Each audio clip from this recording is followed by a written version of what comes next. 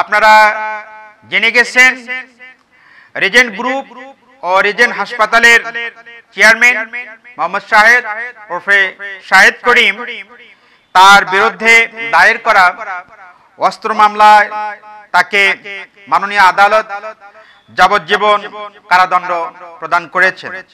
শুধু তাই নয়, রায় ঘোষণার সময়ে বিচারক কে এম ইমরুল কায়েস বলেন, এ রায় শাহেদের মতো ভদ্রবেশী অপরাধীদের জন্য একটা বার্তা নিয়ে আসবে। আসসালামু আলাইকুম ওয়া রাহমাতুল্লাহি তাআলা ওয়া বারাকাতুহু। দেশে বা প্রবাসে যে যেখান থেকে আমাদের এই কথা শুনছেন, ওয়াজ মিডিয়া বগুড়ার পক্ষ থেকে আমি মাওলানা মোহাম্মদ শরীফুল ইসলাম আপনাদের সকলকে জানাই আন্তরিক শুভেচ্ছা এবং অভিনন্দন। আশা করি মহান আল্লাহ রাব্বুল আলামিনের অশেষ মেহেরবানিতে আপনারা সবাই ভালো আছেন। আমিও আল্লাহ রাব্বুল আলামিনের অশেষ মেহেরবানিতে ভালো আছি। প্রিয় বন্ধুরা, আপনারা সকলেই জানেন সারা বিশ্বব্যাপী করোনা মহামারী রূপ ধারণ করেছে এবং এই করোনা মহামারীর কারণে বাংলাদেশ সহ পৃথিবীর অগণিত মানুষ তারা প্রাণ হারিয়েছে। বিশ্ব অর্থনীতি দুর্বল হয়েছে। মানুষের জীবন জীবিকা নির্বাহের যতগুলো ক্ষেত্র রয়েছে সেগুলো দিনের পর দিন সংকুচিত হয়েছে। মানুষের আয় রোজগার কমে গেছে, কিন্তু তার মধ্যেও কমেনি মানুষরূপী কিছু শয়তান, মানুষরূপী কিছু বদমাইশ আমাদের দেশে আছে, যাদের কারণে পুরো বিশ্বের দরবারে আমরা বারবার লাঞ্ছিত হচ্ছি, বারবার হেয় প্রতিপন্ন হচ্ছি। এমন একজন কুলাঙ্গারের নাম আপনারা নিশ্চয় মনে মনে ভেবেছেন, যেহেতু করোনার কথা বলেছি, এই করোনার মধ্যে এমন একজন কুলাঙ্গার হলেন মোহাম্মদ শাহেদ ওরফে শাহেদ করিম। শাহেদ করিমের নাম জানে না বা শাহেদ করিমের নাম শুনতে পায়নি এই করোনার মধ্যে, এমন মানুষ বাংলাদেশে পাওয়া বড়ই কষ্টের বিষয়। বাংলাদেশের সচেতন নাগরিক শাহেদ করিম বললেই এক যুগে এই মানুষটিকে তারা চেনে এবং তার সম্পর্কে অনেক জানে। প্রিয় ভাই ও বোনেরা, আপনারা জেনে গেছেন রিজেন্ট গ্রুপ ও রিজেন্ট হাসপাতালের চেয়ারম্যান মোহাম্মদ শাহেদ ওরফে শাহেদ করিম তার বিরুদ্ধে দায়ের করা অস্ত্র মামলায় তাকে মাননীয় আদালত যাবজ্জীবন কারাদণ্ড প্রদান করেছেন। শুধু তাই নয়, রায় ঘোষণার সময়ে বিচারক কে এম ইমরুল কায়েস বলেন, এ রায় শাহেদের মতো ভদ্রবেশী অপরাধীদের জন্য একটা বার্তা নিয়ে আসবে। অর্থাৎ শাহেদ যেমন ভদ্রবেশী একজন সবচাইতে বড় কুলাঙ্গার, একজন বড় অপরাধী, যে বিভিন্ন সময়ে মিডিয়ার সামনে উপস্থিত হয়ে টকশোতে বসে সরকারের আশ্রয় প্রশ্রয়ে, সরকারের গুরুত্বপূর্ণ লোকের আশ্রয়ে তাদের সঙ্গে সখ্যতা করে মিডিয়ায় যেমন সে পরিচিতি লাভ করেছিল, অনেক সুন্দর সুন্দর কথা দেশবাসী এবং জাতির জন্য সে প্রায়ই বলে থাকত, কিন্তু তার এই ছদ্মবেশী ভদ্রতার মধ্যে লুকিয়ে ছিল হিংস্রতা। তার এই ছদ্মবেশী ভদ্রতার মধ্যে লুকিয়ে ছিল চৌর্যবৃত্তি, ডাকাতি, রাহাজানি। এত বড় লুটতারাজকারী এবং এত বড় মিথ্যাবাদী এই করোনার মধ্যে খুঁজে পাওয়া বড়ই কষ্টের। শুধু তাই নয়, রিজেন্ট হাসপাতালে যখন অভিযান চালানো হয়েছিল, আপনারা সকলেই জানেন যে রিজেন্ট হাসপাতাল সেই দিন করোনার মিথ্যা রিপোর্ট দিয়ে সারা পৃথিবীতে তারা বাংলাদেশকে তারা হেয় প্রতিপন্ন করেছিল, ছোট করেছিল। এটা শাহেদের জন্য এই কারণেই সহজ হয়েছিল যে সরকারের পৃষ্ঠপোষকতায় থেকে সরকারের কিছু মন্ত্রী, এমপি, গুরুত্বপূর্ণ ব্যক্তিদের সঙ্গে সখ্যতা করে অতি অল্প সময়ের মধ্যে এই রকম প্রতারণার মাধ্যমে হাজারো হাজারো কোটি টাকা উপার্জন করা তার পক্ষে সহজ হয়েছিল। যে করোনার কারণে বাংলাদেশের অর্থনীতি প্রায় ভেঙে পড়েছে, যে করোনার কারণে বাংলাদেশের শিক্ষা প্রতিষ্ঠান আজও বন্ধ আছে, সরকার এখনো সাহস পাচ্ছে না শিক্ষা প্রতিষ্ঠানগুলো খুলে দেওয়ার। বাংলাদেশের হাজারো হাজারো শিক্ষক শিক্ষিকা তাদের জীবন জীবিকা, তাদের আয় রোজগার একেবারে নিচে নেমে এসেছে, তারা মানবতর জীবন যাপন করছে। বাংলাদেশের হাজারো হাজারো ছাত্র ছাত্রী তারা সঠিকভাবে লেখাপড়া করতে পারছে না এই করোনার কারণে।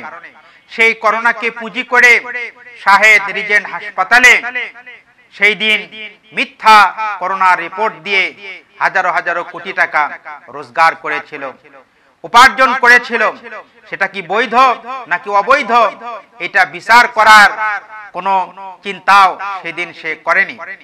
শুধু তাই নয়, তার বিরুদ্ধে যে সমস্ত সাক্ষ্য প্রদান করেছেন সাক্ষীগণ, তারা সবাই তার বিরুদ্ধে সাক্ষ্য দিয়েছেন। কিন্তু অত্যন্ত দুঃখজনক হলেও সত্য, শাহেদ একটি বারের জন্য তার এই অবৈধ অস্ত্রের কথা সে স্বীকার করেনি।